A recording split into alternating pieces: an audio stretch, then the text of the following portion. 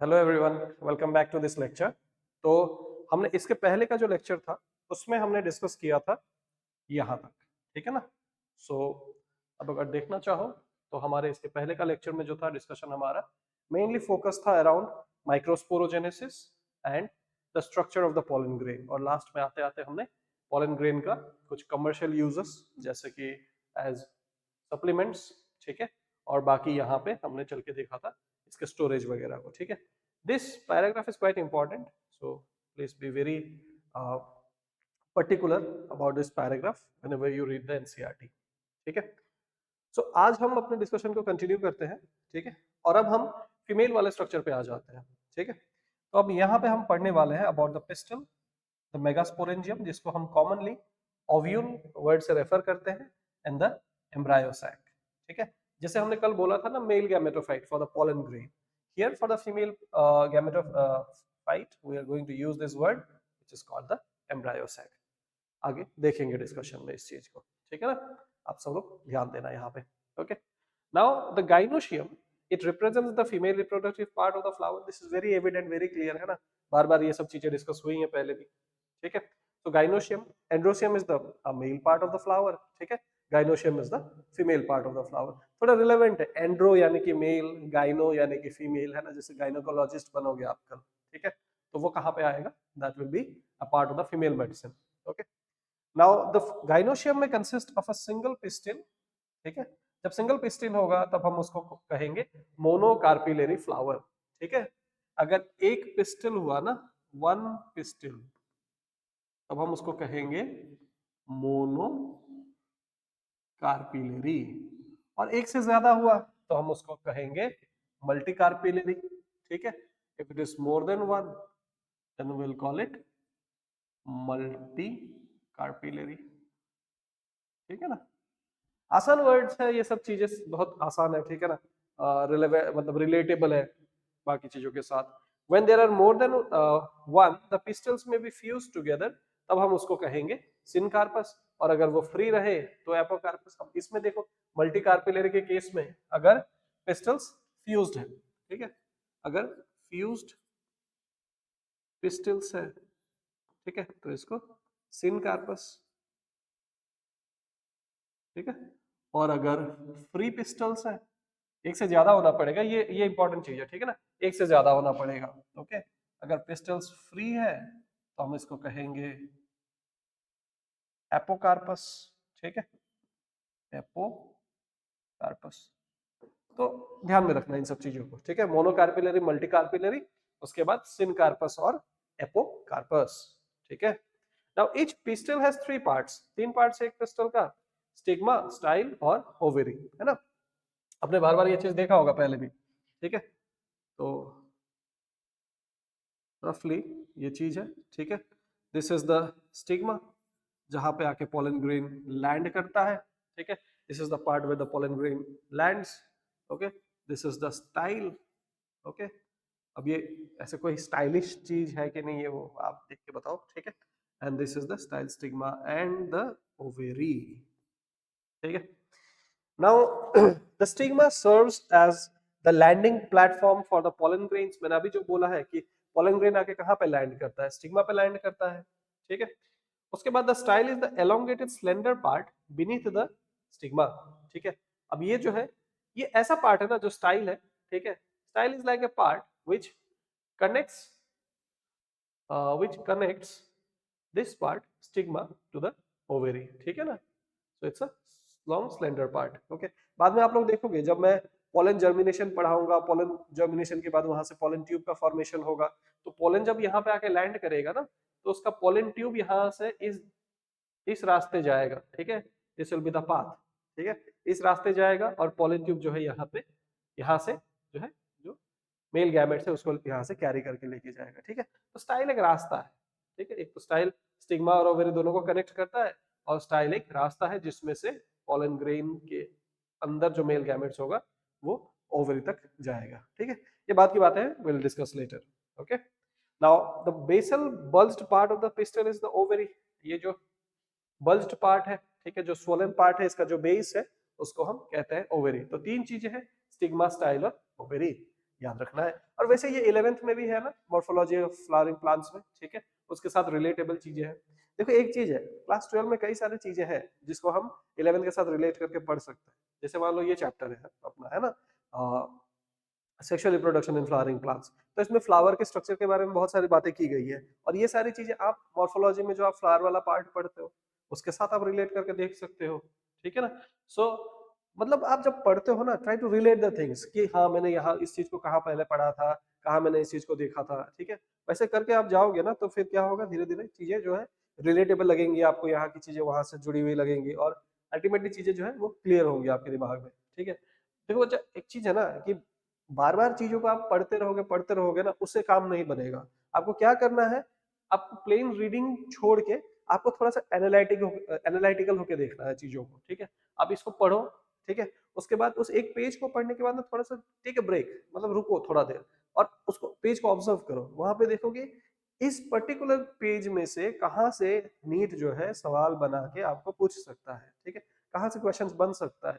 ये जो identifying trait है या ये क्वालिटी आपके अंदर आएगा ना, तो बायो बहुत आसान होने वाला है, क्योंकि simple plain reading of the NCERT से आपको ये पता नहीं लगेगा कि कहाँ से सवाल आ सकता है, कहाँ से क्या होगा, क्योंकि ऑब्वियस चीजें कुछ है, कुछ चीजें हैं आप देख के बता दोगे कि हाँ भाई यहाँ से सवाल आ सकता है, but there are many non obvious things. जैसे मैं ये पैराग्राफ के बारे में बोल रहा हूँ, this paragraph doesn't look so obvious, ये बहुत ही जेनेरिक पैराग्राफ लगता है, बहुत नॉर्मल सा एक पैराग्राफ लगता है, बट आप अगर डीपली देखो ना तो यहाँ से बहुत सारे सवाल बन सकते हैं। And if I can recollect, यहाँ से सवाल पहले भी आया है नीट में, ठीक है, और यहाँ पे अभी भी प्रोबेबिलिटी है। क्रायो प्रिजर्वेशन वगैरह जो चीजें है ना यहाँ पे, these are very common things, ठीक है। So there is always a probability of questions being asked from this parts, ठीक है।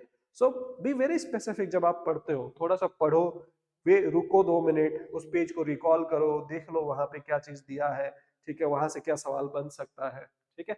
So always make it a very interactive way of learning, ठीक है, थोड़ा इंटरैक्ट करके पढ़ोगे अपने टेक्स्ट के साथ, ठीक है, तो आपको चीजें जो है वो आसान लगने लगेंगी। Okay, please remember what I am saying. Okay, so move करें आगे। ओके, थोड़ी सी ज्ञान की बातें होगी। ओके, नहीं देखो एक चीज है, आपको बीच बीच में ये जो चीजें मैं बोलता हूँ ना, ये बहुत इंपॉर्टेंट है और बताना जरूरी है आप, मतलब आपको, ठीक है, सो दैट आप जब पढ़ो ना तो आपको ध्यान में रहे ये सारी चीजें, है ना।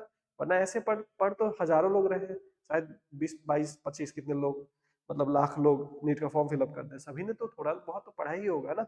फिर उसमें से आप कैसे सिलेक्ट हो जाओगे, उनसे बेटर कैसे निकलोगे आप, है ना, कि आपको मेडिकल का सीट मिल जाए। तो you should have a differentiating factor, और इसी फैक्टर को कल्टीवेट करवाने के लिए मैं ये बीच बीच में ये चीजें बोलता हूँ, ठीक है, ध्यान में रहे। Okay, let's move ahead. Now inside the ovary is the ovarian cavity और लॉक्यूल। ये ओवरी के अंदर का जो स्पेस है ना, इसको हम generally call it the ovarian cavity, या फिर हम उसको लॉक्यूल कहते हैं, ठीक है। एक स्पेस एक ही है, नाम दो है इसका।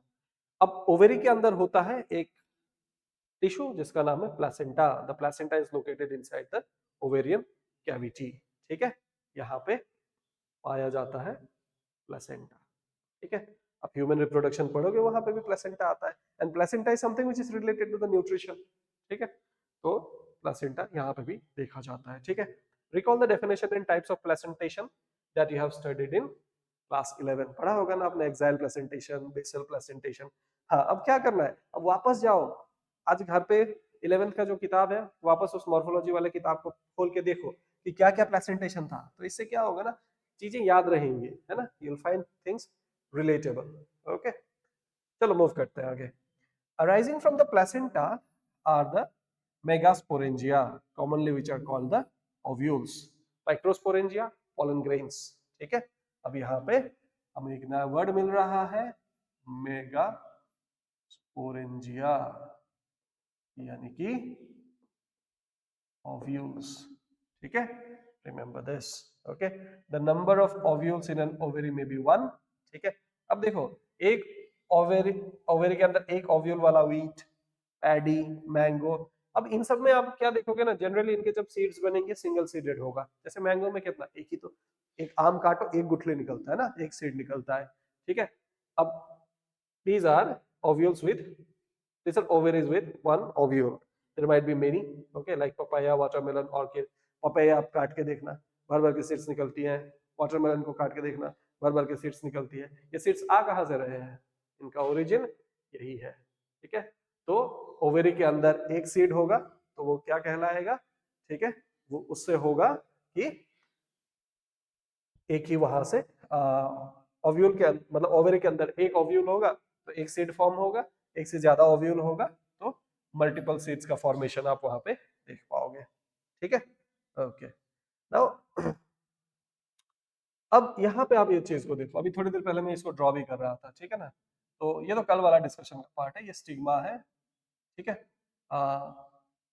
उसके बाद ये स्टाइल है, ठीक है। ये आपका ओवरी है, हाँ ओवरी के नीचे वाला पार्ट जहाँ पे वो स्टॉक के साथ कनेक्टेड होता है उसको हम कहते हैं थैलेमस। देखो again it's a repetition of class 11, ठीक है। क्लास 11 की चीजें यहाँ पे फिर से रिपीट हो रही हैं, ठीक है। Again this is that of a hibiscus plant showing pistol, other floral part जैसे कि यहाँ पेटल सेपल सारा रिमूव कर दिया गया है, ठीक है। और बी जो है ये एक मल्टी कार्पिलरी सिनकार्पस पिस्टल है पैपावीर फ्लावर का, ठीक है। ये डायग्राम इंपॉर्टेंट है, पूछ सकता है नीट में, ठीक है। उसके बाद ये आप देखो ये मल्टी कार्पिलरी एपोकार्पस गाइनोशियम ऑफ मिशेलिया, ठीक है, ये वाला, ठीक है। ये डायग्राम चिपका देगा एग्जाम में, ठीक है। तो याद रखना है मिशेलिया का है ये, ठीक है। और अब हम ये देखेंगे the diagrammatic view of a anatropous ovule, ठीक है ना, PROPOUS। देखो बहुत सारे डिफरेंट डिफरेंट टाइप्स के ओव्यूल्स हैं, ठीक है, ऑफ डिफरेंट शेप्स, ठीक है। बट मेरे हिसाब से आप एनाट्रोपस ओव्यूल पढ़ के जाओ, नीट के लिए वो सफिशिएंट है, ठीक है। अब what is an ovule, the ovule is the megasporangium, okay. Now let us familiarize ourselves with the structure of a typical angiosperm ovule, ठीक है। Ovule is a small structure attached to the placenta by the means of a stalk which is called the funicle, ठीक है। अगर मैं इसको थोड़ा सा reverse करके भी बना दूं ना तो you'll find that this looks somewhat like this, ठीक है। And have one more integument, this is known as the integument, ठीक है। तो ये जो पार्ट है यहाँ पे आप देखोगे दिस पार्ट, यहाँ पे प्लेसेंटा होगा यहाँ नीचे, ठीक है ना, there will be the placenta here। इस प्लेसेंटा के साथ इस पूरे स्ट्रक्चर को जो कनेक्ट कर रहा है, ठीक है, this is called the you have the funicle by a stalk which is called the funicle, ठीक है। This part will be known as the funicle। मैं रफली बना रहा हूँ इसको, डायग्राम वहां से भी आप रेफर कर सकते हो, ये इन्वर्टेड है, मैंने इसको मतलब स्ट्रेट करके बनाया है, ठीक है। Now the body of the ovule fuses with the funicle in the reason called the hilum, ठीक है। अब ये फ्यूनिकल जो है ये ओव्यूल के बॉडी के साथ इस पार्ट में फ्यूज हो जाता है, ठीक है। यानी कि ये जो जगह है, ठीक है, इसको हम यहाँ पे अगर मान के देखो इसको हम कहते हैं द हाइलम, ठीक है। तो हाइलम क्या है, hilum is like a connection between the funicle and the rest of the body of the ovule, ये जो रेस्ट ऑफ द बॉडी है, ठीक है ना, इसके बीच का कनेक्शन है।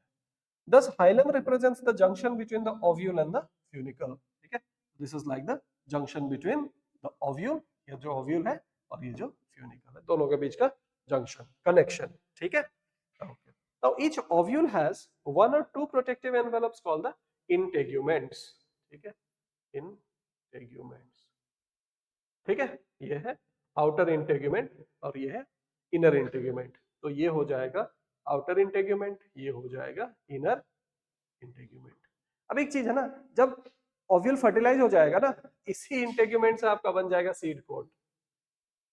याद है सीड कोट क्लास 11 में, सीड के बाहर का प्रोटेक्टिव लेयर सीड कोट, ठीक है ना।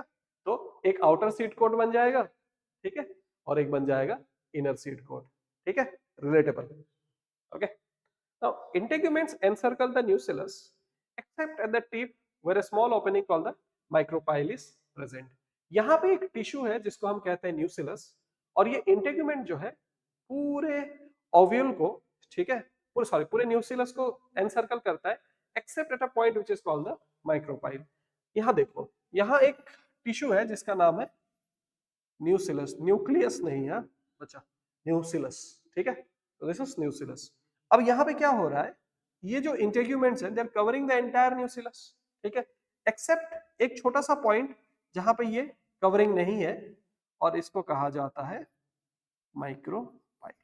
जैसे small gap okay, where this covering is not present and that small gap is known as the micropyle. okay, इस यहाँ पे इंटेगमेंट ऐसे आया, ठीक है, और आने के बाद क्या किया, छोटा सा यहाँ पे गैप छोड़ दिया, ठीक है, ये जो गैप है will call it the micropyle, ठीक है, जैसे माइक्रोपोर होता है ना वैसे माइक्रोपाइल, याद रखना, ठीक है। एग्जैक्टली इस माइक्रोपाइल के ऑपोजिट आप देखोगे ना, एक लाइन खींचो ऑपोजिट देखो, इसका नाम है चलाजा या चलाजल एंड बोलते हैं। अब चलाजा मतलब क्लास छोड़ के मत चला जाना, ठीक है, इसको कहा गया है चलाजा, ठीक है, we have this things now. अब पोल्स की अगर हम बात करें, ठीक है, एक ऐसा स्ट्रक्चर है तो दो पोल्स हम देख सकते हैं, ये हो गया चलाजल पोल, ये हो गया माइक्रोपाइलर पोल, ठीक है, नोमेनक्लेचर है इसका। Opposite the micropylar end is the chalaza, representing the basal part of the ovule. ये इसका base को represent करता है. This one, this is the base. Okay. Now moving ahead, अगर आप देखोगे, enclosed within the integuments is a mass called the nucellus. Cells of the nucellus have abundant reserve food materials. ठीक है, nucellus इसमें reserve food materials होता है. Food material का क्या काम है? न्यूट्रिशन प्रोवाइड करना, ठीक है, they have abundant reserve food materials and located in the nucellus is the embryo sac or the female gametophyte. ये जो सर्कल जैसे मैंने यहाँ पे बनाया ना, this is called the embryo sac. What is the embryo sac? It is the female gametophyte. embryo sac जब mature हो जाएगा तो बन जाएगा फीमेल गैमेटोफाइट, और फीमेल गैमेटोफाइट के अंदर होगा द फीमेल गैमेट, एक ही गैमेट होगा यहाँ पे, और फीमेल गैमेट को हम एग भी बोल सकते हैं, we also can call it the egg, ठीक है ना। Now an ovule generally has a single embryo sac formed from a megaspore, ठीक है, सो ओव्यूल जो है, ओव्यूल में एक जनरली एम्ब्रायो sac होता है, और ये एम्ब्रायो sac कहाँ से आता है, मेगास्पोर से आता है, और मेगास्पोर से कैसे एम्ब्रायो sac बनता है उस प्रोसेस को हम कहते हैं मेगास्पोरोजेनेसिस, ठीक है।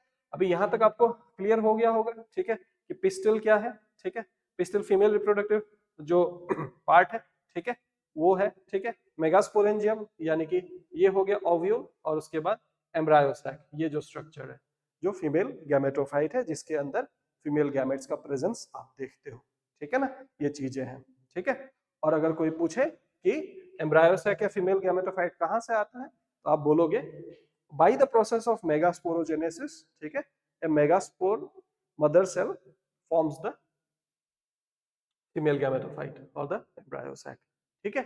तो इस डिस्कशन को यहीं तक रखते हैं, ठीक है, यहाँ से इंपॉर्टेंट चीजें जो है आपके लिए, ठीक है, ये पार्ट्स वगैरह जो भी है इसको जानना है, और मैं कहता हूँ ये जो चीज है ना, सॉरी, ये जो चीज है ना यहाँ पे, ठीक है, ये जो चीज है यहाँ पे, ये जो डायग्राम है, जो ये पार्ट है, this is very important for NEET, ये डायग्राम जरूर देख के जाना ध्यान से, और स्पेशली ये दोनों, ठीक है, this will be very important for NEET, okay, इनको याद रखना आप लोग, okay. So that's all for this video, okay, we'll meet again in the next lecture. Thank you.